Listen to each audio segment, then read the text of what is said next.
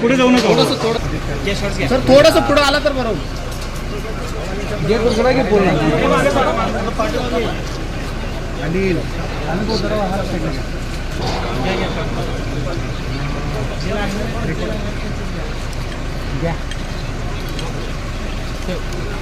संयुक्तिक बैठ घ्यायची का?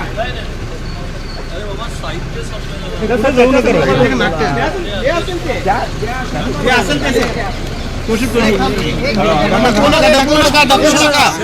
ढकलू नका.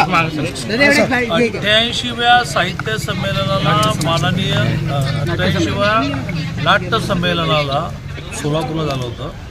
त्यावेळेला माननीय सुशील कुमारजी शिंदे हे केंद्रीय ऊर्जा मंत्री होते आणि त्या नाट्य संमेलनाचे स्वागत अध्यक्ष होते.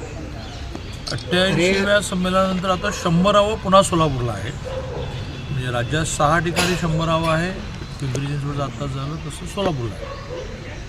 त्या संमेलनाला 27 तारखेच्या उद्घाटनाला त्यांनी स्वतः ते खूप चांगले कलाकार अनेक महाविद्यालयीन जीवनात त्यांनी नाटकांमध्ये भाग घेतलेला 88वा नाट्य संमेलनाचे अध्यक्ष होते म्हणून आम्ही निमंत्रण द्यायला आलो होतो की तुम्ही 27 तारखेला उद्घाटन त्याला यावं. त्या व्यतिरिक्त कुठलाही राजकीय विषय नाही. खरं तर आज सकाळपासून आपण देखील पाहिलं असेल की सुशीलकुमार शिंदे यांनी असं जाहीरपणे वक्तव्य केलेलं आहे की मला भाजपकडून ऑफर आलेली आहे. 2019ला त्यांनी असंच विधान केलेलं होतं. कसं पाहतो आणि अशी असं आहे की अधिकृतपणे तर 19लाही नाही आणि आताही नाही कोणी त्यांना ऑफर दिली नाही. शेवटी नात्याच्या आधारे रिलेशनच्या आधारे हाय सुशीलजी येणार की नाही किंवा मुलीला जरी पाठवणार की असं कोणी म्हटलं असेल. नितीनजी गडकरींसारखे आमचे नेते आहेत, ते जगनमित्र आहेत. आत्ताही अनेक आठवणी त्यांनी गडकरींच्या काढल्या. त्यातलं समजा कोणी म्हणाला असेल तर ती काय राजकीय भेट म्हणता येणार नाही किंवा ती काय राजकीय ऑफर म्हणता येणार नाही. राजकीय भेट ही तुम्हाला वर्षानुवर्ष कळत नाही कधी झालेली, किती गुप्त असते. इतक्या जाहीरपणे मी आलो आणि सगळे नाट्यसंमेलनाचे पदाधिकारी बरोबर घेऊन आलो. ते प्युअरली नाट्यसंमेलनाचा विषय होता.